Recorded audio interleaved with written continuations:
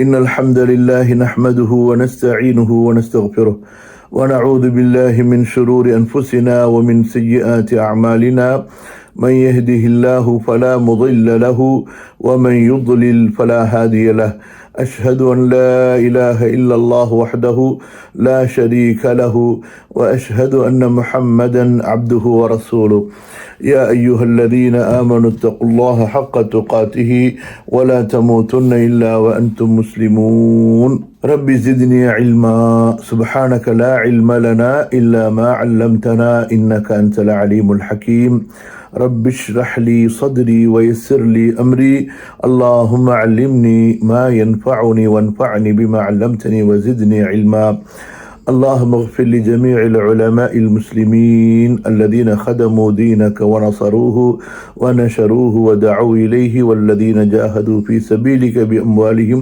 وأنفسهم حتى أتاهم اليقين اللهم يسر ولا تعسر وتمم بالخير. கண்ணியத்திற்குரிய அல்லாஹ்வின் அடியார்களே, அன்பிற்குரிய சகோதரர்களே, சகோதரிகளே, தொடர்ந்து ரசூலுல்லாஹ் ஸல்லல்லாஹு அலைஹி வஅலா ஆலிஹி வஸஹ்பிஹி வஸல்லம் அவர்களுடைய வாழ்க்கை வரலாறை நாம் படித்து வருகின்றோம். அர்-ரஹீக்குல் மக்தூம் என்ற ஒரு விரிவான நூலிலிருந்து தொகுக்கப்பட்ட, சுருக்கமாக எடுத்தெழுதப்பட்ட இறுதி தூதரின் தூய வாழ்க்கை வரலாறு என்ற இந்த தொகுப்பிலிருந்து நாம் படித்து வருகின்றோம். அல்ஹம்துலில்லாஹ், இந்த நூலுடைய இறுதி பகுதியை நாம் இன்ஷா அல்லாஹ் அடைய இருக்கின்றோம். சென்ற அமர்விலே ரசூலுல்லாஹி ஸல்லல்லாஹு அலைஹி வஸல்லம் அவர்களுடைய போரை பற்றிய ஒரு கண்ணோட்டத்தை நாம் பார்த்தோம். அதாவது நபி ஸல்லல்லாஹு அலைஹி வஸல்லம் அவர்களுடைய மதீனா வாழ்க்கை தான் ஹயாத்து தஷ்ரீஅ் என்று சொல்லப்படும். மக்கா வாழ்க்கையை பொறுத்தவரை ஹயாத்து தாவா, முழுக்க இணை வைப்பவர்களை நோக்கி இஸ்லாமிய அழைப்பு பணி செய்யப்பட்ட ஒரு காலகட்டம். இரண்டாவது காலகட்டம், நபி ஸல்லல்லாஹு அலைஹி வஸல்லம் அவர்களுடைய வாழ்க்கையின் இரண்டாவது காலகட்டம் மா பஅதல் ஹிஜ்ரா, ஹிஜ்ரத்திற்கு பிறகுள்ள காலகட்டம். இந்த காலகட்டத்திலே நபி ஸல்லல்லாஹு அலைஹி வஸல்லம் அவர்கள், அதாவது மதீனாவில் இருந்த முஷ்ரிக்குகளுக்கு அழைப்பு பணி செய்து அவர்களை முஸ்லிமாக்கியதோடு சேர்த்து மதீனாவிலே இருந்த அஹ்லுல் கிதாப், வேதமுடையவர்களோடு எப்படி நடந்து கொண்டார்கள், என்ன உபதேசம் செய்தார்கள், அவர்களுக்கு இஸ்லாமிய அழைப்புகள் எப்படி கொடுக்கப்பட்டன, அந்த இஸ்லாமிய அழைப்பை வேதக்காரர்கள் எதிர்த்த போது, முஸ்லிம்களோடு சண்டைக்கு அவர்கள் தயாரான போது அவர்களோடு எப்படி நடந்து கொண்டார்கள், பிறகு முஸ்லிம்களுக்கு தேவையான சட்டதிட்டங்களை, வாழ்க்கையின் அந்த அடிப்படைகளை எப்படி அமைத்து கொடுப்பது, இதற்குத்தான் ஹயாத்து தஷ்ரீஅ், அத்தஷ்ரீஅ் என்று சொல்லப்படும். அதாவது சட்டங்களை வரையறுத்து கொடுத்தல்.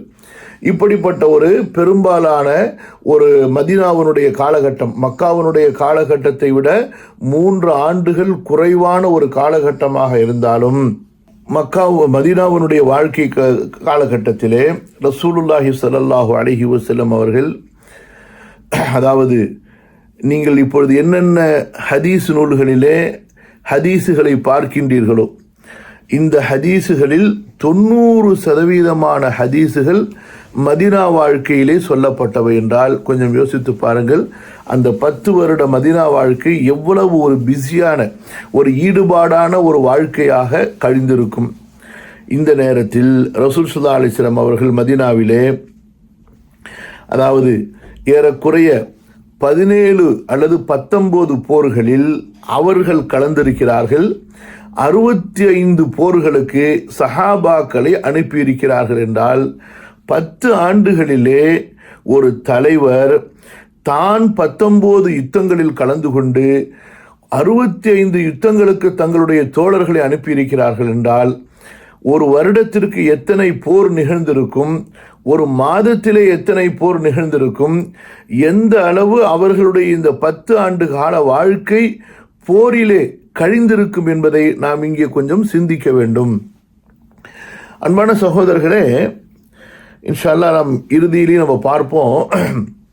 ஒரு சமூகத்தை கட்டமைத்து, ஒரு சமூகத்தை உருவாக்கி, அந்த சமூகத்தின் மூலமாக தாவாவை வழிநடத்தி செல்வதற்கு அந்த முஸ்லிம் சமுதாயம் அல்லாஹுடைய பாதையிலே போர் செய்யக்கூடிய எதிரிகளை சமாளிப்பதற்குரிய அந்த வலிமை உள்ளவர்களாக இருப்பது மிக அவசியமான ஒன்று. எந்த அல்லாஹ் சுப்ஹானஹு வ தஆலா வமா ஹலக்துல் ஜின்ன வல் இன்ஸ இல்லா லியஅபுதூன், மக்கள் ஜின்களும் மனிதர்களும் அவர்கள் என்னை வணங்குவதற்காகவே தவிர நான் அவர்களை படைக்கவில்லை என்று சொல்கிறானோ, அதே அல்லாஹ் சுப்ஹானஹு வ தஆலா இன்னல்லாஹ யுஹிப்புல் லதீன யுகாத்திலூன ஃபீ ஸபீலிஹி ஸஃபன் கஅன்னஹும் புன்யானும் மர்சூஸ், யார் அல்லாஹுடைய பாதையிலே உருக்கப்பட்ட உறுதியாக கட்டமைக்கப்பட்ட கட்டிடத்தை போன்று அணிகளிலே நின்று போர் செய்கிறார்களோ அவர்களை அல்லாஹு தஆலா நேசிக்கிறான்.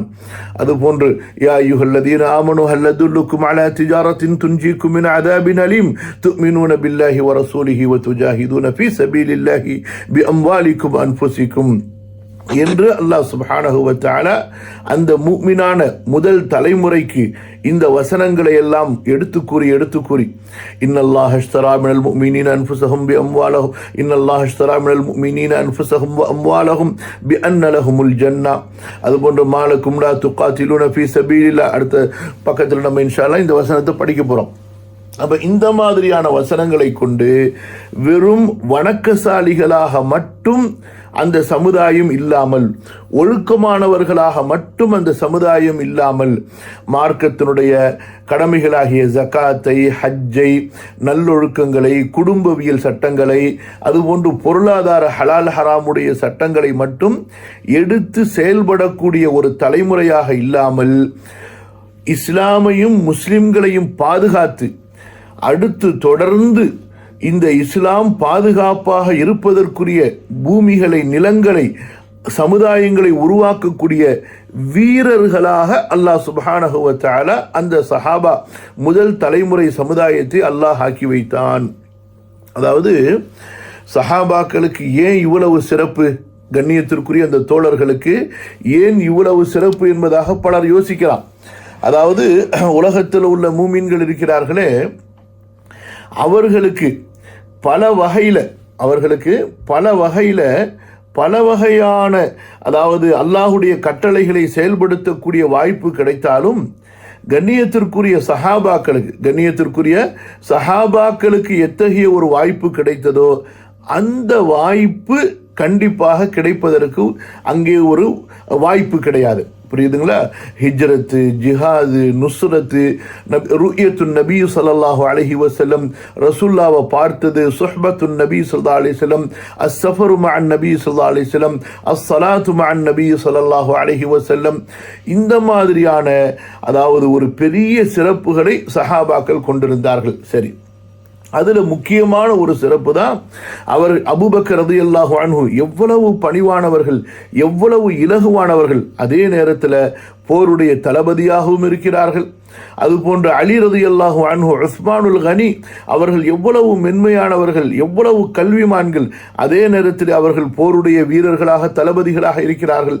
இப்படியாக ஒரு உயர்ந்த சமுதாயத்தை ரசூலுல்லாஹி ஸல்லல்லாஹு அலைஹி வஸல்லம் கட்டி அமைத்தார்கள். இன்று அதாவது இஸ்லாமிய நாடுகள் உலகத்தில் இவ்வளவு அதிகமாக இருக்கின்றன என்று சொன்னால் அந்த நபி ஸல்லல்லாஹு அலைஹி வஸல்லம் அவர்களும் சஹாபாக்களும் செய்த அந்த ஜிஹாதுடைய அந்த விளைவுகள் தான், அந்த ஜிஹாதுடைய அந்த பரக்கத்துகள் தான், ஜிஹாதினால் ஏற்பட்ட நன்மைகள் தான் இன்று இவ்வளவு பெரிய இஸ்லாமிய நாடுகள், அந்த நாடுகளிலே முஸ்லிம்கள் நிம்மதியாக வாழ்ந்து இஸ்லாமை பின்பற்றி கொண்டிருக்கிறார்கள். முஸ்லிம்களுக்கு, இஸ்லாம்களுக்கு ஒரு கண்ணியமாக கியாம நாள் வரை வரக்கூடிய ஒரு சமுதாயத்திற்கு இது ஒரு பாதுகாப்பாக, கண்ணியமாக இருப்பதை நாம் பார்க்கிறோம். புரியுதுங்களா? அப்ப அதனால போர் என்பது நம்முடைய முதல் சாய்ஸாக இல்லை என்றாலும், புரியுதா, ரெண்டுக்கும் வித்தியாசம் இருக்கின்றது. அதே நேரத்தில் போர் என்பது தவிர்க்கப்பட முடியாத ஒரு காரணத்தால் அங்கே ஏற்படுமையானால் அந்த நேரத்தில் அதை துணிச்சலோடு எதிர்கொண்டு அல்லாஹ்வுக்காக தனது உயிரையும் பொருளையும் செலவு செய்யக்கூடிய ஒரு சமுதாயத்தை ரசூலுல்லாஹி ஸல்லல்லாஹு அலைஹி வஸல்லம் அங்கே கட்டி அமைத்து வெற்றி கண்டார்கள். இப்போ இந்த போர்கள் ஏன் நடந்தன, இந்த போர்களுடைய பின் விளைவுகள் என்ன, இந்த போர்களால் ஏற்பட்ட மாற்றங்கள் என்ன என்பதை பற்றி தான் இந்த கடைசி அமர்வில் நம்ம பார்த்து கொண்டு வருகிறோம். 159வது பக்கத்திலிருந்து இன்ஷா அல்லாஹ் இன்று நாம் பார்க்க இருக்கின்றோம். பொதுவாக ரசூலுல்லாஹி ஸல்லல்லாஹு அலைஹி வஸல்லம் அவர்கள் அனுப்பப்பட்ட காலத்தில் போர்கள் எப்படி இருந்தன, இஸ்லாம் எத்தகைய போரை மக்களுக்கு அறிமுகப்படுத்தியது, இஸ்லாம் அல்லாத ஒரு மதத்தில் இருப்பவர்கள், இஸ்லாம் அல்லாத ஒரு கொள்கையில் இருப்பவர்கள் இந்த போரை எப்படி பார்க்கிறார்கள், அவர்களுக்கு போர் ஏன், இதை அடிப்படையாக புரிய வைப்பது இந்த பகுதியினுடைய முக்கியமான நோக்கம். குறிப்பாக இன்றைய காசா யுத்தம் நடந்து கொண்டிருக்கும் பொழுது இந்த வரலாறுகள் இப்போது படிக்கப்படக்கூடிய செய்திகளை பாருங்கள். சுப்ஹானல்லாஹ், எந்த அளவிற்கு நம்முடைய நிகழ்காலத்தோடு இது ஒத்துப்போகிறது என்பதாக. என்ன சொல்ல வருகிறார்கள் ஆசிரியர், அதாவது முந்தைய காலத்திலே போர் எப்படி இருந்தது, கொள்ளையடிப்பது, சூறையாடல் செய்வது, அநியாயம் செய்வது, அத்துமீறுவது, எளியோரை வாட்டி எடுப்பது, கட்டடங்களை இடிப்பது, பெண்களின் கண்ணியத்தை குலைப்பது, சிறுவர்கள் குழந்தைகள் போன்றவர்களோடு கடின சித்தத்துடன் நடந்து கொள்வது, அதாவது அவர்களை கொல்வது, அவர்களை கைகால்களை வெட்டுவது, அவர்களை ஊனமாக்குவது. ஒரு 3 நாளைக்கு முன்னாடி ஒரு சின்ன வரலாறு படித்தேன். என்ன வரலாறுன்னு சொன்னால், இந்த அமெரிக்காவில் வெள்ளையர்கள் போய் அந்த நிலங்களை கைப்பற்றும் பொழுது என்ன செய்தார்கள் என்பதாக. அதில் இன்றைக்கு அமெரிக்காவில் பல இடங்களில் சிலை வைக்கப்பட்டு இருக்கக்கூடிய ஒரு பெரிய ஒரு இராணுவ தளபதி, அவருடைய தலைமையில் அந்த செவ்விந்தியர்கள் இருக்கக்கூடிய ஒரு பகுதி, அதில் 500 செவ்விந்தியர்கள் இருந்தார்களாம். அந்த 500 மக்கள் இருக்கக்கூடிய அந்த இந்தியர்கள் இருந்த, அமெரிக்க இந்தியர்கள் இருந்த அந்த பகுதியை அவர்கள் அந்த பகுதியை நிலங்களை பறிக்கிறதுக்காக வேண்டி அந்த இடங்களை ஆக்கிரமிக்கிறதுக்கு போகும்பொழுது, அப்போ அந்த தளபதி சொல்கிறாரு, நாளைக்கு நம்ம போரை சந்திக்க போகிறோம், எந்த விதமான இரக்கமும் கருணையும் இருக்கக்கூடாது. எப்படி உபதேசங்கள் பாருங்கள். அப்போ அந்த போரில் உள்ள 2 இராணுவ வீரர்கள் சொல்கிறாங்க, மக்கள் தான் நம்மளோட இணங்கிறதுக்கும் இணக்கமாக போகிறதுக்கும் சமாதானத்துக்கு தயாராக இருக்காங்களே, நம்ம ஏன் போர் செய்யணும் அப்படின்னு சொன்னப்போ அந்த 2 வீரர்கள் அங்கேயே சுட்டு கொல்லப்படுறாங்க, படுகொலை செய்யப்படுறாங்க. புரியுதா? அடுத்தது என்ன நடக்குது, அவர் என்ன சொல்கிறாரு, அதாவது இந்த பேனுடைய முட்டை இருக்கும்ல, அந்த பேன் முட்டையிலிருந்து தான் பேன் வருமா, அதனால இந்த இனமே இல்லாத அளவுக்கு அழிச்சிடணும், ஒருத்தரை கூட உயிராக விட்டுறக்கூடாதுன்னு சொல்லி. அடுத்த நாள் அந்த ஊருடைய தலைவர், மக்கள் எல்லாம் வேட்டைக்கு போயிட்டாங்க, ஊர் தலைவர், பெரியவங்க, பெண்களும் சிறுவர்கள் தான் இருக்கிறாங்க. அமெரிக்கன் வர்றதை பார்த்துட்டு வெள்ளக்கூடிய நட்டு நம்ம சமாதானத்தை தான் விரும்புகிறோம் அப்படின்னு செய்யும் பொழுது இவர் என்ன சொல்கிறாரு, யாரையுமே விட்டுறாதீங்க, எல்லாரையும் கொலை செய்யுங்க. அந்த கொலை எப்படி நடந்தது என்று அந்த போரிலே கலந்து கொண்டவர்கள் விவரிக்கிறார்கள். படுகொலை, கைகால்களை வெட்டுவது, அவர்களுடைய நகைகளை அபகரிப்பதற்காக வேண்டி மூக்குகளை வெட்டுறது, காதுகளை வெட்டுறது, பெரும்பாலான அந்த ஊரில் உள்ளவர்களுடைய எல்லாருடைய பிறப்பு உறுப்பும் வெட்டப்பட்டன, பெண்களுடைய பிறப்பு உறுப்புகள் முதற்கொண்டு சேதப்படுத்தப்பட்டன, கொடூரமாக கொல்லப்பட்டார்கள் என்று அந்த ஒரு கிராமத்தை பற்றி, ஒரு கிராமத்தில் நடந்த அட்டூழியங்களை எழுதுகிறாங்க. இது அந்த படித்த அளவுக்கு நம்ம விரிவாக சொல்ல முடியல, அந்த அளவுக்கு அது ஒரு கொடூரமான ஒரு காட்சியாக இருக்குது. அந்த போரில் கலந்து கொண்டவர்களுடைய வாக்குமூலங்கள். எதற்கு சொல்ல வருகிறோம் என்று சொன்னால், இன்று மனித நேயம், மனித உரிமைகள், ஜனநாயகம் என்ற போர்வைகளுக்கு பின்னால் தங்களுடைய பழங்கால, அது பழங்காலம் என்று சொன்னால் ரொம்ப ஒரு 500-2000 வருஷம்லாம் இல்லை, இந்த சில நூற்றாண்டுக்கு ஒரு நூற்றாண்டுக்கு முன்னால் தாங்கள் செய்த அக்கிரமங்கள், கொடுமைகள், அழிச்சாட்டியங்கள், அநியாயங்கள், மனித இனத்திற்கு எதிரான சதி திட்டங்கள், இவற்றையெல்லாம் இன்று இந்த வெள்ளையர்கள் மறைத்து கொண்டிருக்கிறார்கள். எப்படி கோட்டு சூட்டு போட்டு தங்களுடைய உடல் குறைய மறைச்சிருக்கிறாங்களோ அந்த மாதிரி இவர்கள் இப்போது மறைக்க நினைக்கிறார்கள். இதற்கு என்ன காரணம் என்று சொன்னால், முஸ்லிம்களாகிய நாம் தான் காரணம். என்ன, மக்களுக்கு செய்திகளை கொண்டு போய் சேர்த்து இஸ்லாமை பற்றி முஸ்லிம்களை பற்றிய உயர்வை மதிப்பை நாம் கொண்டு போய் சேர்க்க தவறிவிட்ட காரணத்தினால அந்த இடத்துல ஏற்பட்ட ஆப்சென்ட் இருக்கின்றத நம்முடைய ஆப்சென்ட். நம்ம எல்லாம் வேற வேற விஷயத்துல பிஸி ஆயிட்டோம். நம்மை அவர்கள் வேற வேற விஷயங்கள்ல ஈடுபடுத்திட்டாங்க. இப்ப இந்த நேரத்தில் அவர்கள் இதை பயன்படுத்தி கொண்டு மக்களுக்கு தங்களை நல்லவர்களாக காட்டிவிட்டார்கள்.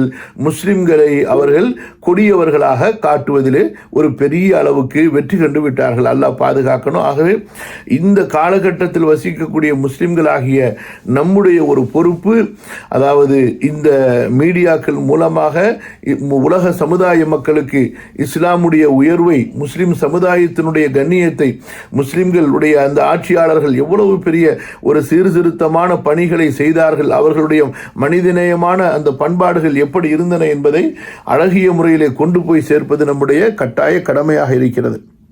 சரி, வாங்க இப்போ திரும்ப விஷயத்துக்குள்ளார போவோம். அப்போ போர்கள் என்று சொன்னால் இப்படித்தான் இருந்துச்சு. என்ன செய்யறது? கொள்ளையடிப்பது, சூறையாடல் செய்வது, அநியாயங்கள் செய்வது, அத்துமீறல் செய்வது, எளியோரை வாட்டுவது, கட்டடங்களை இடிப்பது, பெண்களின் கண்ணியத்தை குலைப்பது, சிறுவர்கள் குழந்தைகள் போன்றவர்களுடன் கடின சித்தத்துடன் நடந்து கொள்வது. நான் எதுக்கு சொல்ல வந்தேன்னா, குழந்தைகளோடு கடின சித்தத்தை நடந்து கொள்வதுன்னு சொல்லி, அப்போ அந்த போரில் 30, 40, 50 பேருன்னு மொத்தமாக கொன்று குழியில் போடுறாங்க. அப்படி குழியில் போடும் பொழுது அதில் ஒரு குழந்தை உயிரோட குழியில் போடப்பட்டு விட்டது. அந்த உயிரோடு போடப்பட்ட அந்த குழந்தையோடு சேர்த்து அந்த குழிகள் மூடப்படுகின்றன. எப்பேற்பட்ட ஒரு கொடியவர்களாக இருந்திருப்பார்கள் நினைச்சு பாருங்க. தோள்களை உருவி இருக்கிறார்கள். பெரும்பாலான உடல்களுடைய தலைகள் தனியாகவே வெட்டப்பட்டதாக இருக்கும். இன்றைக்கு எப்படி காசால அந்த அன்னாசர் மருத்துவமனையிலேயோ அல்லது அங்கு உள்ள மற்ற மருத்துவமனைகளில் என்ன நடக்குதோ இதைத்தான் இவர்களுடைய அதாவது மூதாதைகள் செய்தார்கள். அதைத்தான் அவர்களுடைய வழித்தோன்றர்களாகிய இந்த யூதர்கள் இன்று செய்கிறார்கள். இதை பொறுத்த வரைக்கும் இது இவர்களுடைய பிறவி குணம். இது இந்த மாதிரியான அயோக்கியத்தனமும் அட்டூழியங்களும் இது இந்த மூடர்களுடைய பிறவி குணம். இவர்கள் அடக்கப்படவில்லை என்றால், ஒடுக்கப்படவில்லை என்று சொன்னால் மனித சமுதாயம் நிம்மதியாக இருக்கவே முடியாது. புரியுதுங்களா? அல்லாஹ் தான் போதுமானவன். லா ஹவ்ல வலா குவத்த இல்லா பில்லாஹில் அலியில் அதீம்.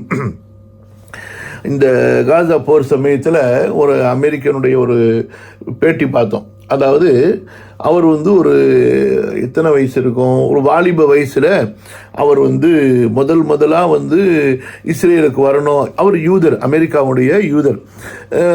நமக்குள்ள பூமியாச்சே அப்படின்னு சொல்லி அவர் ரொம்ப ஆசைப்பட்டு வர்றார். அவர் அமெரிக்காலேயே பிறந்து வளர்ந்தவராச்சே.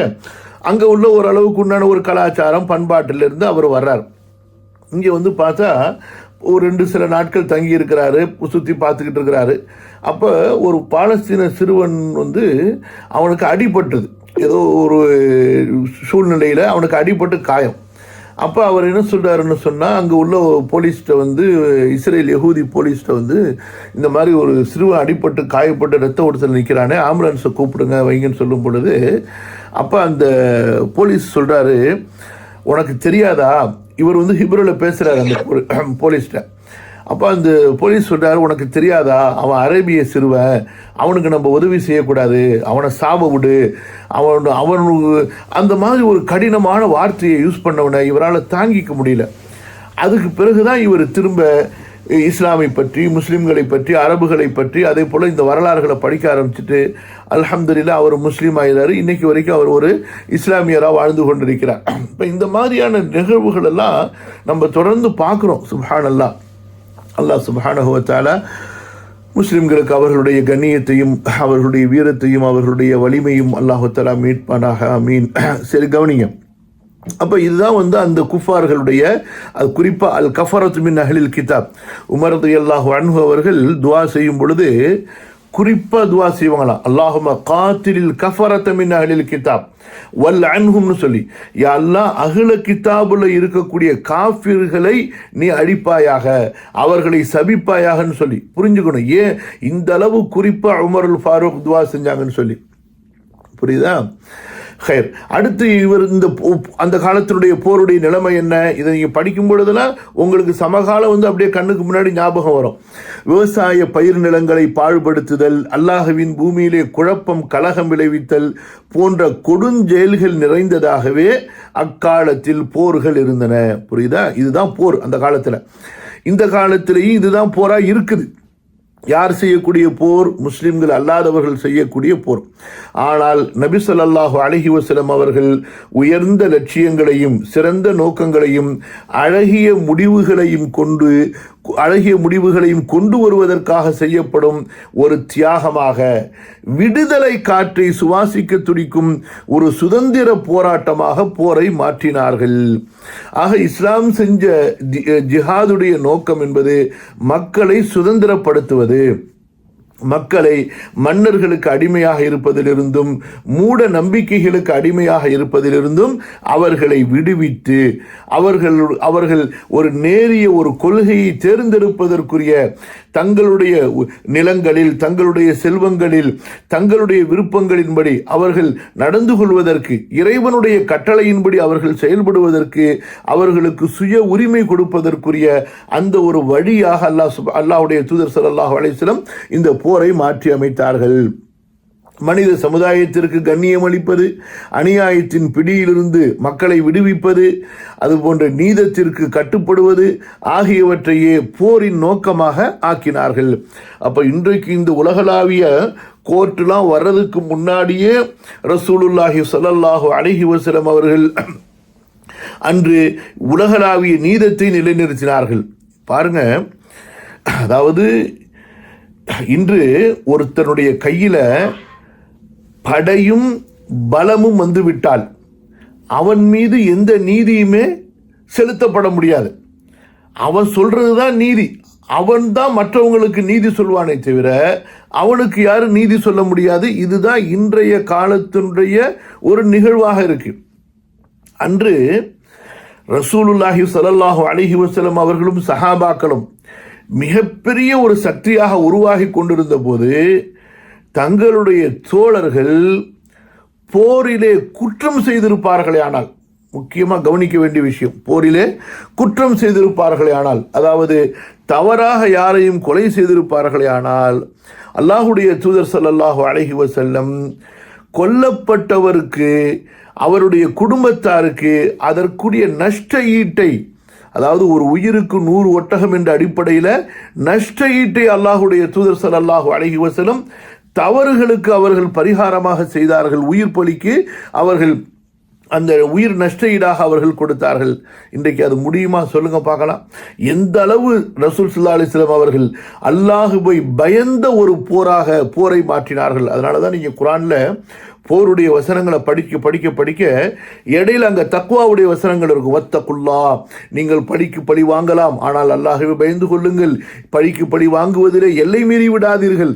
இப்படிப்பட்ட வசனங்களை உடைய குர்ஆன் அவர்களுக்கு ஓதப்படும் பொழுது அவர்களுடைய உள்ளங்கள் எந்த அளவு சீர்திருத்தப்பட்டிருக்கும் என்பதை நாம் இங்கே கவனிக்க வேண்டும்.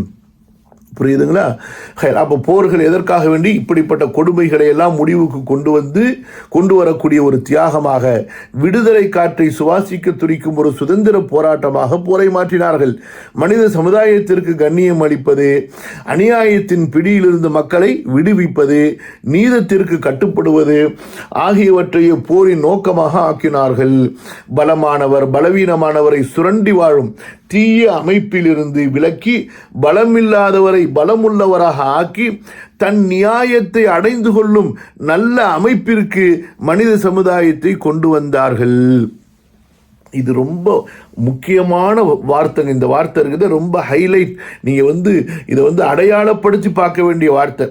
இஸ்லாமிய வரலாறில் 4 கலீஃபாக்கள் ஆட்சிக்கு வரும்போது என்ன சொல்லுவாங்கன்னா, என்னுடைய வேலை என்னவென்றால் பலவீனமானவருக்கு நீதி வழங்குவது, அஹுது ஹக்க ضعீஃபி மினல் கவியி, ஒரு பலவீனமானவருடைய உரிமை பலமுள்ளவரிடத்தில் இருந்தால் அந்த பலமிக்கவரிடத்திலிருந்து அந்த உரிமையை வாங்கி அது சேர வேண்டிய பலவீனருக்கு கொடுப்பது என்னுடைய பொறுப்பு என்று அந்த கலீஃபாக்கள் தங்களுடைய சத்திய வாக்கு பிரமாணத்திலே அவர்கள் எடுத்துக்கொண்டார்கள். அதைத்தான் அவர்கள் தங்களுடைய ஹுத்பா பிரசங்கங்களிலே சொல்வார்கள் என்று சொன்னால், எத்தகைய ஒரு நீதமிக்க சமுதாயத்தை அதாவது ஏழை எளியோர் அந்த நலிந்த சமுதாயத்தினுடைய உரிமைகள் இஸ்லாமிய ஆட்சி அதிகாரங்களிலே பாதுகாக்கப்பட்டன என்பதை நாம் கவனிக்க முடியும்.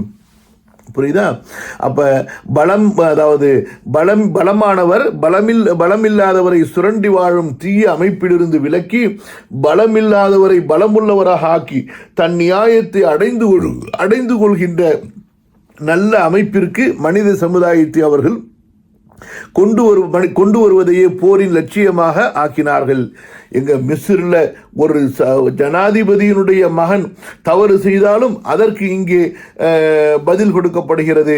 யமன் நாட்டுடைய ஜனாதிபதி தவறு செய்தாலும் அவரால் பாதிக்கப்பட்டவர் கலீஃபாவிடத்தில் வந்து முறையிடக்கூடிய அளவுக்குண்டான அங்கே நீதம் அங்கே நிலைநிறுத்தப்படுகின்றது. எந்த வகையிலையும் யாரு மீதும் அத்துமீறல் செய்வது, யாரும் நான் சக்தி உள்ளவன், எனக்கு வந்து வாய்ஸ் இருக்கு, பண வாய்ஸோ பதவி வாய்ஸோ எனக்கு இருக்கிறது, அல்லது ஒரு பெரிய ஆட்சியாளருடைய அறிமுகம் எனக்கு இருக்கிறது என்று யாரும் எந்த வகையிலும் பிறர் மீது கொடுமைகள் செய்வதற்குரிய எல்லா வழிகளும் இஸ்லாமிய ஆட்சி அதிகாரங்களிலே அடைக்கப்பட்டதாக இருந்தது. புரியுதுங்களா? இதைத்தான் ஒடுக்கப்பட்டவர்களை பலவீனமானவர்களை விடுவிப்பதற்காக போர் புரியுங்கள் என்று அல்லாஹு தஆலா குர்ஆனிலே நமக்கு கட்டளையிட்டிருக்கிறான். புரியுதுங்களா? அப்போ போருடைய பல நோக்கங்கள்ல இப்போ சொல்லப்பட்ட இந்த கடைசி பகுதி இருக்கு பாருங்க, அதாவது ஒடுக்கப்பட்டவர்களை பாதுகாத்து அவர்களை விடுவிப்பதற்கான ஒரு போராக இருக்க வேண்டும். அதாவது முஹம்மதுல் கஸாலி என்று சமீப காலத்தில் வாழ்ந்த ஒரு இஸ்லாமிய சிந்தனையாளர், ஒரு பெரிய எழுத்தாளர், ஒரு பெரிய அழைப்பாளர். சில விஷயங்கள்ல அவங்களுக்கு நமக்கு மத்தியில் சில கருத்து வேற்றுமைகள் இருந்தாலும் கூட பொதுவான பல விஷயங்கள்ல அவர் வந்து ஒரு பெரிய அறிஞராக பார்க்கப்படுகின்றார். அதே போன்று இஸ்லாமிய அழைப்பாளராக அவர் ஒரு தாவா சம்பந்தப்பட்ட ஒரு புத்தகம் எழுதியிருக்கிறாங்க. அதில் அவர் ஒரு சில குறிப்புகளை எழுதுகிறாங்க. அந்த குறிப்புகள் என்ன எழுதுகிறாங்கன்னு சொன்னால், அதாவது இஸ்லாமிய படையெடுப்பு இந்தியாவின் மீது என்ற ஒரு பகுதியில் அவங்க எழுதுகிறாங்க. ஏதாவது இந்தியாவின் மீது இஸ்லாமிய படையெடுப்பு என்பது முஸ்லிம்களுடைய படையெடுப்பு என்பது உஸ்மான் ரலியல்லாஹு அன்ஹு அவர்களுடைய காலத்திலே ஆரம்பமாகிவிட்டது. முதலாக அதாவது இந்தியாவை வெற்றி கொள்வதற்கு உஸ்மான் ரலியல்லாஹு அன்ஹு அவர்கள் தான் தங்களுடைய இரு தளபதிகளை தோழர்கள் அனுப்பி வைக்கிறாங்க, போய் அந்த நாடுகளை பார்த்துட்டு வாங்கன்னு சொல்லிட்டு. அவங்க பார்த்துட்டு வந்து ஒரு ரிப்போர்ட் கொடுக்குறாங்க. அதுக்கு பிறகு பல குழப்பங்கள் ஏற்பட்டு விடுகின்றது. அப்படியே அடுத்த காலம் அலி ரலியல்லாஹு அன்ஹு அவங்களுடைய காலத்தில் நடக்கல. அடுத்து உமவியாக்களுடைய காலத்தில் அல்ஹம்துலில்லாஹ் அந்த ஒரு பெரும் பகுதி வடப்பகுதிகள், அதாவது இன்று இருக்கக்கூடிய இந்த ரஷ்யாவினுடைய ஒரு நீளமான பகுதிகளிலிருந்து அப்படியே ஆப்கானிஸ்தான் வழியா பாகிஸ்தான் வழியா சிந்து வரைக்கும் உண்டான அந்த நிலங்கள் வந்து இஸ்லாமிய பூமிகளாக மாற்றப்படுகின்றன. அடுத்து என்ன சொல்றாங்கன்னு சொன்னா, இந்த முகலாயர்கள் அவங்களுக்கு முன்னாடி உள்ள இஸ்லாமிய ஆட்சியாளர்கள் மஹ்மூது கஜனவியிலிருந்து அவர்கள் இந்தியாவின் மீது இவ்வளவு பெரிய ஒரு சிரத்தோடு போர் தொடுத்ததற்கான காரணங்கள்ல ஒரு காரணமாக ஷேக் முஹம்மதுல் கஸாலி என்ன எழுதுகிறார்கள் என்று சொன்னால், இந்தியாவில் மனிதனுக்குள்ள கண்ணியத்தை விட மாட்டுக்கு கண்ணியம் கொடுக்கப்பட்டது. அதுபோன்று உயர்ந்த ஜாதி மக்கள் தாழ்ந்த ஜாதி மக்கள் மீது கடுமையான கொடுமைகளை செய்து கொண்டிருந்தார்கள். ஆகவேதான் முஸ்லிம் ஆட்சியாளர்கள் அந்த நாட்டின் மீது படையெடுத்து அவர்கள் அங்கு இருந்த அந்த பலவீனமான மக்களுக்குரிய உரிமைகளை கண்ணியங்களை அவர்கள் மீட்டு கொடுத்தார்கள். புரியுதா? இது ரொம்ப ஒரு முக்கியமான விஷயம். ஆனால் இன்றைக்கு என்ன ஆனது? முஸ்லிம்கள் இருக்க வேண்டிய இடத்துல இல்லாததுனால பின்னால் வந்தவர்கள் ஏதோ சில முஸ்லிம்கள் மன்னர்களுடைய ஆட்சி அதிகாரங்களை பற்றி கொஞ்சம் சில எழுதியிருந்தாலும் வரலாற்று திரிபு என்பது அதுவும் குறிப்பாக இப்போ இருக்கக்கூடிய அந்த பாசிச ஆட்சியில் ரொம்ப வேகமாக நடந்துகிட்டு இருக்கு. கடைசியில் என்ன ஆகிவிட்டது என்று சொன்னால், இந்தியாவில் சீர்திருத்தத்தை கொண்டு வந்தது காலனி ஆதிக்கமாக இருந்த ஆங்கிலேயர்களுடைய ஆதிக்கத்தில் தான் சமூக சீர்திருத்தங்கள் உருவான மாதிரி கதையை கட்டி விட்டு இந்த ரெண்டு பேரும் சேர்ந்து, ஒரு பக்கம் இந்த பாசிச சக்திகளும் அதே போல் இன்னொரு பக்கம் இந்த ஆங்கிலேயர்களும் சேர்ந்து வரலாறுகளை எழுத ஆரம்பிச்சிட்டாங்க. அதாவது காலனி ஆதிக்கம் என்பது முழுக்க முழுக்க தங்களுடைய நன்மைகளுக்காக நாடுகளை கைப்பற்றி மக்களை அடிமையாக்கி வளங்களை சுரண்டி ஒரு வர்க்கம் செல்வம் கொடிக்க வாழ வேண்டும் என்பதற்காக உருவாக்கப்பட்ட ஒன்று. அந்த நேரத்தில் அவர்கள் தங்களுக்கு வசதிகளுக்காக ரயில் பாதை செய்து கொண்டார்கள், சில பொது சேவைகளுக்காக வேண்டிய மருத்துவமனைகளை அமைத்துக் கொண்டார்கள், அவர்கள் பாதைகளை அவர்கள் சீரமைத்துக் கொண்டார்கள். அதற்கேற்ப அந்த காலத்தில் ஏற்பட்ட அறிவியல் முன்னேற்றங்களும் அவர்களுக்கு ஒத்ததாக அமைந்தன. இது போக மனித உரிமை, கண்ணியம், சுமூகமான, நிம்மதியான, சம உரிமையான, நீதமான வாழ்க்கை என்று ஒன்று அமைந்திருக்குமேயானால் அது உலக மக்களுக்கு முஸ்லிம்களுடைய ஆட்சி காலத்தில் மட்டும்தான் இது ஏற்பட்டிருக்குமே தவிர வேற எங்கேயுமே இது ஏற்பட்டிருப்பதற்குரிய எந்த வாய்ப்புமே கிடையாது. புரியுதுங்களா? இந்த மக்கள் இருக்காங்களே, குஃபார்கள் இருக்காங்களே, அல்லாஹ் பாதுகாக்கணும். இவங்களுக்கு அல்லாஹ் சொன்ன மாதிரி சும்முன் புக்முன் உம்யுன் ஃபஹும் லா யர்ஜூன், இவர்கள் செவிடர்கள், குருடர்கள், ஊமையர்கள், இவர்கள் திரும்பவே மாட்டார்கள் அல்லாஹ் சொல்றான் பாருங்க குர்ஆன்ல பல இடங்கள்ல. அதே போலதான் முஸ்லிம்கள் 1000 நன்மை செய்திருப்பார்கள், இந்த குருடர்களுடைய கண்ணுக்கு தெரியவே தெரியாது.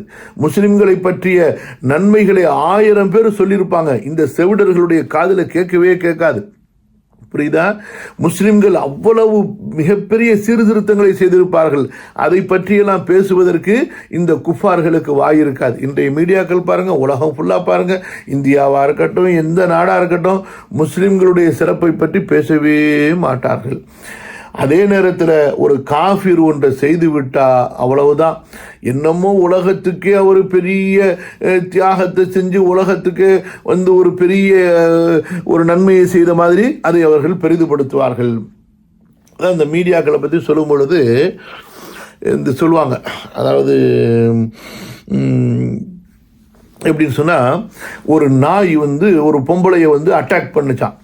அப்போ ஒருத்தர் போய் அந்த நாயோட சண்டை போட்டு அந்த நாயை கொன்னுட்டு பெண்ணை பாதுகாத்தாராம். இப்போ மீடியாக்கள் சொல்லுதான், ஒரு பெரிய வீரர் ஒரு கொடிய நாயிலிருந்து ஒரு பெண்ணை சண்டையிட்டு பெண்ணை தாக்கி கொண்டிருந்த நாயிலிருந்து பெண்ணை விடுவித்து அந்த நாயை கொன்று விட்டார், பெண்ணை பாதுகாத்து விட்டார் அப்படின்னு வீரராக்குவாங்களாம். அப்புறம் கொஞ்ச நேரம் கழிச்சு இதை செஞ்சவருடைய பேர் முகம்மது அல்லது இப்ராஹிம்னு தெரிஞ்ச உடனே ஒரு பயங்கரமான கொடிய மனிதர் அப்பாவி ஒரு நாயை கொன்று விட்டார் அப்படின்னு செய்தி போடுவாங்களாம். இதுதாங்க இன்றைய மக்களுடைய நிலைமைங்க, பார்த்துக்குங்க. புரியுதுங்களா? நம்ம என்ன பண்ணுறோம், மீ கோரிங் சாப்பிட்டியா, நாசி கோரிங் சாப்பிட்டியா, மந்தி சாப்பிட்டியா, பிரியாணி சாப்பிட்டியா, கல்யாணத்துக்கு விருந்து வச்சியா, பொண்ணுக்கு நகை வாங்கினியா, இப்படியே நம்ம வாழ்க்கை போயிட்டே இருக்குது. அல்லாஹ் தான் போதுமானவர் இந்த உம்மத்தை ரட்சிக்கிறதுக்கு. புரியுதுங்களா? என்ன சொல்றதுன்னே தெரியலங்க. யா அர்ஹமர் ராஹிமீன் வல்லாஹுல் முஸ்தஆன். நம்ம உம்மத்துடைய நிலையின் மீது நம்ம அழணும். நபிக்கி அலா ஹாலி உம்மத்தினா. சரி, குர்ஆனுடைய வசனத்தை கவனிங்க. 4வது அத்தியாயத்தினுடைய 75வது வசனம் அல்லாஹ் கேக்குறான், வமா லக்கும் லா துகாத்திலூன ஃபீ சபீலில்லாஹ் வல் முஸ்ததஅஃபீன மினர் ரிஜாலி வன் நிஸா வல் வில்தானி யகூலூன ரப்பனா அக்ரிஜ்னா மின் ஹாதிஹில் கர்யத்தி ظالمி அஹ்லுஹா வஜஅல் லனா மின் லதுன்க வலியா வஜஅல் லனா மின் லதுன்க சுல்தானா. புரியுதா? பலவீனமான ஆண்களையும் பெண்களையும் சிறு குழந்தைகளையும் பாதுகாப்பதற்காக அல்லாஹுடைய பாதையில் நீங்கள் போர் புரியாதிருக்க நேர்ந்த காரணம் என்ன? அவர்களோ இறைவனை நோக்கி, எங்கள் இறைவனே, அநியாயக்காரர்கள் வசிக்கும் இவ்வூரிலிருந்து எங்களை வெளியேற்றுவாயாக, நீ எங்களுக்கு உன்னிடமிருந்து பாதுகாவலரையும் ஏற்படுத்துவாயாக, நீ எங்களுக்கு உன்னிடமிருந்து உதவி செய்பவரையும் ஏற்படுத்துவாயாக, வஜஅல்னா மின் லதுன்க நஸீரா என்று பிரார்த்தனை செய்த வண்ணமாக இருந்தனர். புரியுதுங்களா? ஆகவே மோசடி, அநியாயம், அழிச்சாட்டியம், பாவங்கள், அத்துமீறல் ஆகிய அனைத்திலிருந்தும் அல்லாஹுவின் பூமியை சுத்தப்படுத்தி அதில் அமைதி, பாதுகாப்பு, அன்பு, மனிதநேயம் ஆகியவற்றை பரப்புவதும் நிலைநாட்டுவதும் தான் ஜிஹாதுடைய நோக்கம். மேலும் போருக்கான மிக உயர்ந்த சட்ட ஒழுக்கங்களை வரையறுத்து அவற்றை தன் தளபதிகளும் படைகளும் பின்பற்ற வேண்டுமென நபி ஸல்லல்லாஹு அலைஹி வஸல்லம் அவர்கள் கட்டாயமாக்கினார்கள். எவ்விதத்திலும் இந்த சட்டங்கள் மீறப்படுவதை நபி ஸல்லல்லாஹு அலைஹி வஸல்லம் அவர்கள் அனுமதிக்கவில்லை. நபி ஸல்லல்லாஹு அலைஹி வஸல்லம் ஒரு கூட்டத்தார் மீது தாக்குதல் தொடுக்க செல்கையில் இரவு நேரமாக இருந்தால் காலை வரை தாமதித்திருப்பார்கள். உயிர்களை நெருப்பிலிட்டு பொசுக்குவதை நபி ஸல்லல்லாஹு அலைஹி வஸல்லம் அவர்கள் வன்மையாக தடுத்தார்கள். சரணடைந்தவர்களை கொல்லக்கூடாது, பெண்களை கொல்வதோ அடிப்பதோ கூடாது, கொள்ளையடிக்க கூடாது, கொள்ளையடிக்கப்பட்ட பொருள்களை உண்பது செத்த பிணத்தை உண்பதை விட கேவலமானது, விவசாய நிலம் மற்றும் மரங்களை அழிக்கக்கூடாது. ஆனால் எதிரியை அடக்குவதற்கு இதை தவிர வேறு வழி தென்படவில்லை என்று சொன்னால் நிர்பந்தமான சூழ்நிலையில் நிலம் மற்றும் மரங்களை அழிக்கலாம். இவ்வாறு போரில் கடைபிடிக்க வேண்டிய முறைகளை நபி ஸல்லல்லாஹு அலைஹி வஸல்லம் அவர்கள் தமது தோழர்களுக்கு கற்றுக் கொடுத்தார்கள். அப்ப எந்த அளவு ஒரு உயர்ந்த, அதாவது ஒரு போர், அந்த போரில் மனிதர்கள் எல்லாம் புத்தி இழந்தவர்களாக, அதுபோன்று யாரின் மூலமாக பாதிக்கப்பட்டார்களோ அல்லது யாரின் மீது இவர்களுக்கு கோபங்களும் காழ்ப்புணர்ச்சிகளும் இருக்குமோ அவர்களை பழிவாங்குவதற்காக அந்த ஒரு வேகத்தில் இருக்கும்போது கூட அறிவுக்கு ரசூலுல்லாஹி ஸல்லல்லாஹு அலைஹி வஸல்லம் அவர்கள் கடிவாளமிட்டு அந்த அறிவு இவர்களுடைய செயல்களை நிர்வகிக்கும் விதமாக மனிதர்களுக்கு சுய புத்தியை கொடுத்து கோபங்களையும் காழ்ப்புணர்ச்சிகளையும் பழிவாங்கும் அந்த வேகத்தையும் கட்டுப்படுத்தக்கூடிய மன வலிமையை போர் வீரர்களுக்கு ஏற்படுத்தி கொடுத்தார்கள். புரியுதுங்களா? وكذلك الملوك إذا دخلوا قرية أفسدوا أهلها وجعلوا أعزة أهلها أذلة كذلك يفعلون. அதாவது ஒரு அரசர்களோ அவர்களுடைய படைகளோ ஊருக்குள்ளே சென்று விட்டால் அழிச்சாட்டியும் செய்வார்கள், அராஜகம் செய்வார்கள், கண்ணியமானவர்களை எல்லாம் இழிவுபடுத்தி விடுவார்கள். இப்படித்தான் அவர்கள் செய்வார்கள் என்று அல்லாஹு தஆலா இந்த அதாவது அநியாயமான போரை பற்றி வர்ணிக்கிறான் அல்லவா? இன்று வரை அதுதான் தொடர்கிறது, எல்லா இடங்கள்லையும் அதுதான் தொடர்கிறது. அப்படிப்பட்ட ஒரு நிலையிலிருந்து போரை ரசூலுல்லாஹி ஸல்லல்லாஹு அலைஹி வஸல்லம் முற்றிலுமாக மாற்றி அமைத்தார்கள். அதாவது நீங்க இஸ்லாமிய வரலாறுல மலேசியா, இந்தோனேஷியா போன்ற பகுதிகள், அதாவது சுமூகமாக அந்த மக்களே இஸ்லாமுக்குள்ளார ஓடி வந்துட்டாங்க. அது போக எங்கெல்லாம் முஸ்லிம்கள் வெற்றி கொண்டு உள்ளே நுழைந்தார்களோ அந்த நாடுகளும், அதே போல பிற்காலத்தில் வந்த பாரசீகர்கள், பிரெஞ்சுக்காரர்கள், அது போன்ற ஆங்கிலேயர்கள், இன்னும் இவர்களுடைய இனத்தை சேர்ந்த இந்த ஐரோப்பியர்கள் வெற்றி கொண்டு கைப்பற்றப்பட்ட நாடுகள், இந்த ரெண்டையும் கம்பேர் பண்ணுங்க. அதாவது காலனிகளுடைய போர்களும் அவர்கள் நாடுகளை கைப்பற்றியதும், முஸ்லிம் ஆட்சியாளர்களுடைய போரும் அவர்கள் நாடுகளை கைப்பற்றியதும், இந்த ரெண்டையும் கம்பேர் பண்ணி பாருங்க. இப்ப அதாவது முஸ்லிம்கள் எங்கே வெற்றி கொண்டு உள்ளே சென்றார்களோ, காலனிகள் இவர்கள் எங்கே வெற்றி கொண்டு உள்ளே சென்றார்களோ, இந்த ரெண்டாவது பற்றி முதல்ல பேசுவோம். இந்த மக்களை பொறுத்த வரைக்கும் இவர்களை ஆக்கிரமிப்பாளர்கள் என்றும், நம்மை அடக்க வந்தவர்கள், அடிமையாக்க வந்தவர்கள், நம்முடைய நாடுகளை காலனிகளாக்கி வளங்களை சுரண்ட வந்தவர்கள், இவர்களுக்கு எதிராக நாம் சுதந்திர போர் செய்ய வேண்டும் என்று உலகமெல்லாம் இவர்கள் நாடுகளை கைப்பற்றிய சில ஆண்டுகளிலோ பல ஆண்டுகளிலோ பெரிய அளவு போர்கள் வெடித்தன. சரியா? இவர்கள் உள்ளுக்குள்ளார வந்தப்பையும் லட்சக்கணக்கான மக்கள் கொல்லப்பட்டார்கள். இவர்களை ஊரை விட்டு துரத்துவதற்காகவும் லட்சக்கணக்கான மக்கள் கொல்லப்பட்டார்கள். புரியுதுங்களா? இந்த வெள்ளையர்கள் ஒரு நாட்டுக்குள்ளார போனாலும் லட்சக்கணக்கான மக்கள் அந்த நாட்டில் கொல்லப்படுவாங்க. இவர்கள் ஒரு நாட்டை விட்டு வெளியே போய் உங்களை துரத்துறதா இருந்தாலும் சரி, லட்சக்கணக்கான மக்கள் அந்த நாட்டில் கொல்லப்பட்டால் தான், உயிரை கொடுத்தாதான் இவங்களை துரத்த முடியும். சரி, இவங்களுடைய வாழலாமான்னு சொன்னா பொழுதன்னைக்கும் லட்சக்கணக்கான மக்களுடைய ஜீவியத்தை, வாழ்வாதாரத்தையும் அவர்களுடைய உரிமைகளையும் இழக்கணும். அப்போதான் இவர்களோட வாழ முடியும். அந்த அளவுக்கு கொடியவர்கள். இந்தியாவில் இந்த பிரிட்டிஷ்காரனுடைய ஆட்சிகளில் ஒரு சட்டம் ஒன்று கொண்டு வந்தாங்க. என்ன சட்டம் கொண்டு வந்தாங்கன்னா, இதை பற்றி இந்தியாவுடைய வரலாறுகளில் நிறைய பேர் எழுதியிருக்கிறாங்க. அதனுடைய சில ஃபோட்டோக்கள் கூட இருக்குது. அதாவது, இந்த இந்திய மக்கள் தங்களுக்கு எதிராக கிளர்ந்து எழுந்து விடக்கூடாது, இவர்களுக்கு நமக்கு கட்டுப்பட்டு இருக்கணும், இவங்களை அதாவது மிகப்பெரிய ஒரு இக்கட்டான நிலையில் வைத்திருக்கணும் என்பதற்காக வேண்டி இந்த பிரிட்டிஷ் அரசாங்கம் என்ன செய்தார்கள் என்று சொன்னால், ஒரு கிட்டத்தட்ட ஒரு 10 அல்லது 20 ஆண்டுகள் இந்தியாவில், அல்லது கொஞ்சம் கூட குறைய இருக்கும், நிலங்களில் உணவுகள் பயிரிடக்கூடாது, கோதுமை அரிசி பயிரிடக்கூடாது, வெறும் பருத்தி, பஞ்சு இந்த மாதிரியானதான் பயன்படுத்தப்படணும் என்று ஒரு சட்டத்தை போட்டு செயற்கையான பஞ்சத்தை உருவாக்கி இந்தியர்களை பல லட்சம் பேர், பல லட்சம், ஒன்றல் 100 அல்ல, பல லட்சம் பேரை, தெரியுதுங்களா வீடியோ, பல லட்சம் பேரை அவர்கள் பசி பட்டினியால் கொன்றார்கள் இந்த வெள்ளைக்காரர்கள். புரியுதுங்களா? இவர்களுக்கு தேவையான கோதுமைகளையும் அரிசிகளையும் மற்ற உணவுகளையும் இவர்கள் கப்பல் மூலமாக தங்களுடைய காலனி நாடுகளிலிருந்து கொண்டு வந்து கொள்வார்கள். அவற்றை தங்களுடைய வெள்ளை சமுதாயத்திற்கு மட்டுமே அவர்கள் வைத்துக் கொள்வார்கள். இந்திய மக்களை பசி பட்டினி பஞ்சத்தில் போட்டு பல லட்சம் பேரை அவர்கள் கொண்டுழைத்தார்கள். இதுதாங்க இந்த வெள்ளைக்காரனுடைய சுத்தமான வெள்ளை முகமும் வெள்ளை உள்ளமும். பார்த்துக்குங்க, புரியுதா?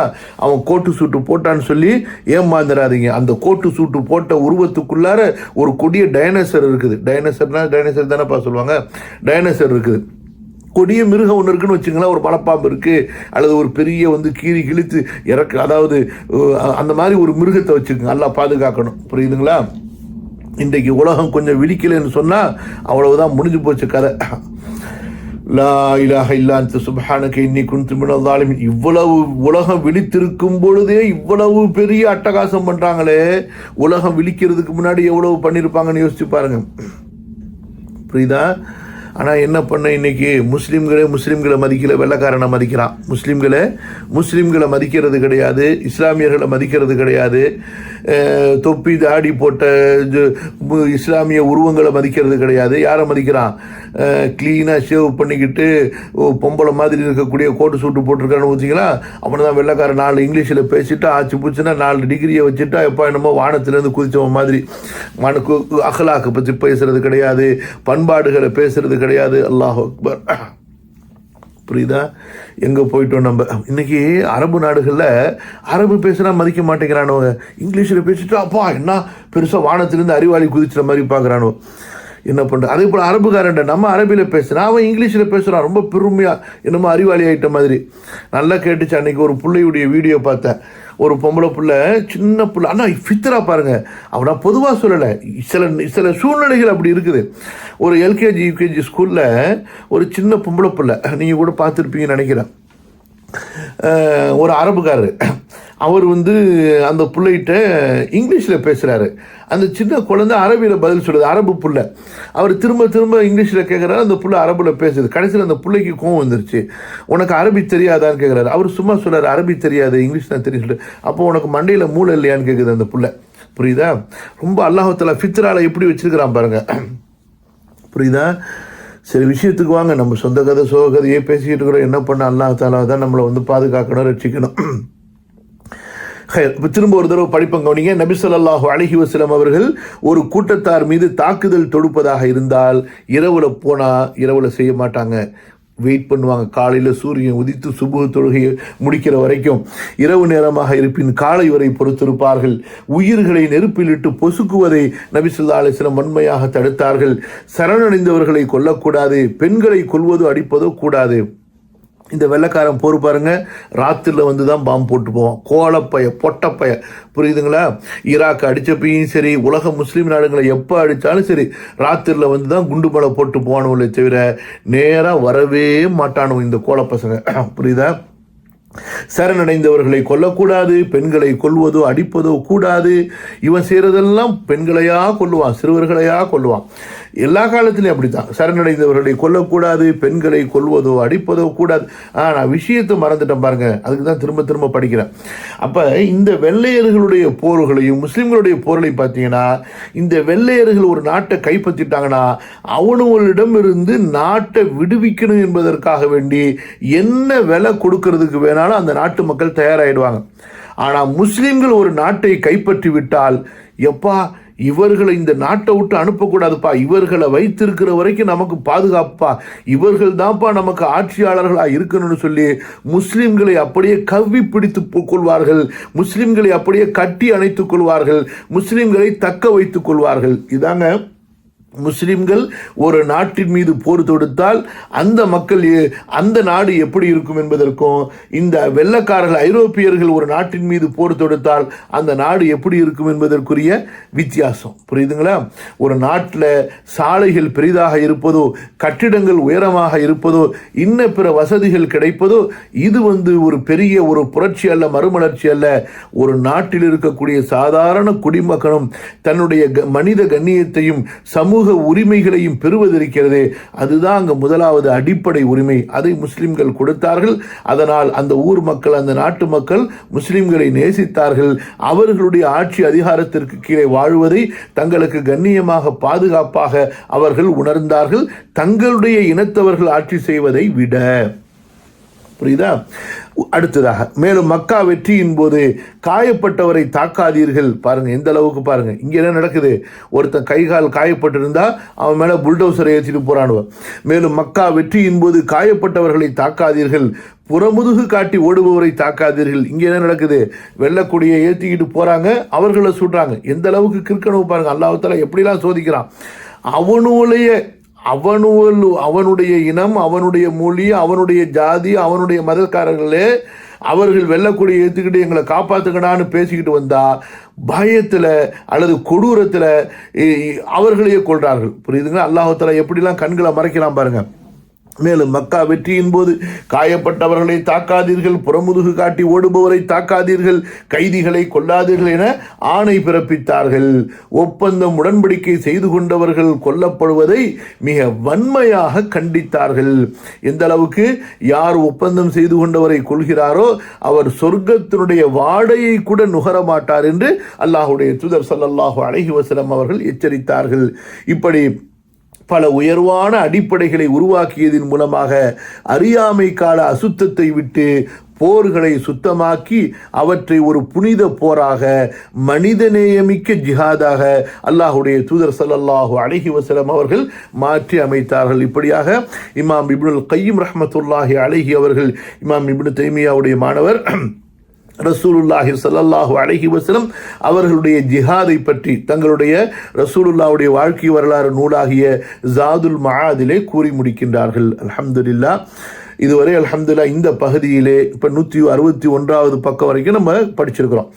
ரசூலுல்லாஹி ஸல்லல்லாஹு அலைஹி வஸல்லம் அவர்களுடைய அந்த ஒட்டுமொத்த சீர்திருத்தம், அதாவது மதீனா வாழ்க்கையினுடைய பெரும் பகுதி போரிலே கழிந்தது என்று சொன்னால், இந்த போர்கள் ஏன் நிகழ்ந்தன, இந்த போரினால் ஏற்பட்ட சமூக சீர்திருத்தங்கள் என்ன, இந்த போரினால் உலகத்திற்கு கிடைத்த நன்மைகள் என்ன, இந்த போர் எத்தகைய நல்ல மாற்றங்களை மனித சமுதாயத்திற்கு கொண்டு வந்தது, உலக நாடுகளிலே எப்படிப்பட்ட மாற்றங்களை கொண்டு வந்தது என்பதைத்தான் அல்ஹம்துலில்லாஹ் இந்த அமர்விலே நாம் தெரிந்து கொண்டோம். முஸ்லிம்களிலும் கூட சில முட்டாள்கள், மடையர்கள் இருக்கிறார்கள். மேற்கத்திய படிப்புகளை மட்டும் படித்துவிட்டு மேற்கத்திய சிந்தனைகளுக்கு இரையானவர்கள் இஸ்லாமை பற்றியும் முஸ்லிம்களை பற்றியும் இஸ்லாம் சொல்லக்கூடிய ஜிஹாதை பற்றியும் தவறான கருத்தில் இருக்கிறார்கள். அவர்களுக்கெல்லாம் இந்த பகுதியிலே தெளிவான பதில்கள் அல்ஹம்துலில்லாஹ் இருக்கின்றன. அல்லாஹ் சுப்ஹானஹு வ தஆலா அல்லாஹுடைய தீனை சரியாக புரிந்து கொண்டு சரியாக பின்பற்றுவதற்கு எனக்கும் உங்களுக்கும் அருள் புரிவானாக. அஸ்தக்ஃபிருல்லாஹல் அஸீம், அஸ்தக்ஃபிருல்லாஹல் அஸீம். நம்முடைய காசா முஸ்லிம் சகோதரர்களுக்கு மகத்தான வெற்றியை விரைவாக தந்தருள்வானாக. எதிரிகளுக்கு இழிவான கேவலமான தோல்வியை தந்தருள்வானாக. அல்லாஹ் முஸ்லிம்களை பாதுகாப்பானாக. முஸ்லிம் ஆட்சியாளர்களையும் முஸ்லிம் அதிகாரிகளையும் முஸ்லிம்களுடைய அதிகாரமுள்ள அந்த தலைவர்களையும் அல்லாஹு தஆலா சீர்திருத்தம் செய்வானாக, அவர்களை நேர்வழியின் பக்கம் திருப்புவானாக. முஸ்லிம் உம்மத்தை அல்லாஹ் சுப்ஹானஹு வ தஆலா உண்மையான இஸ்லாம் ஈமானின் பக்கம், குர்ஆன் சுன்னாவின் பக்கம், ஒழுக்கங்களின் பக்கம், சத்திய மார்க்கத்தின் பக்கம் திருப்புவானாக. நமக்கு மத்தியிலே ஒற்றுமையும் அன்பையும் பரஸ்பர நேசத்தையும் அல்லாஹு தஆலா ஏற்படுத்துவானாக. காழ்ப்புணர்ச்சிகளை விட்டும், எல்லா விதமான பொறாமைகளை விட்டும், வழிகேடுகளை விட்டும், கெட்ட சிந்தனைகளை விட்டும், பிரிவுகளை விட்டும், பிரிவினைகளை விட்டும் அல்லாஹு தஆலா நம் அனைவரையும் பாதுகாப்பானாக. எதிரிகளின் சூழ்ச்சியிலிருந்து இந்த உம்மத்தை அல்லாஹ் சுப்ஹானஹு வ தஆலா பாதுகாத்து அருள்வானாக. அஸ்தக்ஃபிருல்லாஹல் அஸீம், அஸ்தக்ஃபிருல்லாஹல் அஸீம் லீ வ லக்கும் ஃபஸ்தக்ஃபிருஹு இன்னஹு ஹுவல் கஃபூருர் ரஹீம்.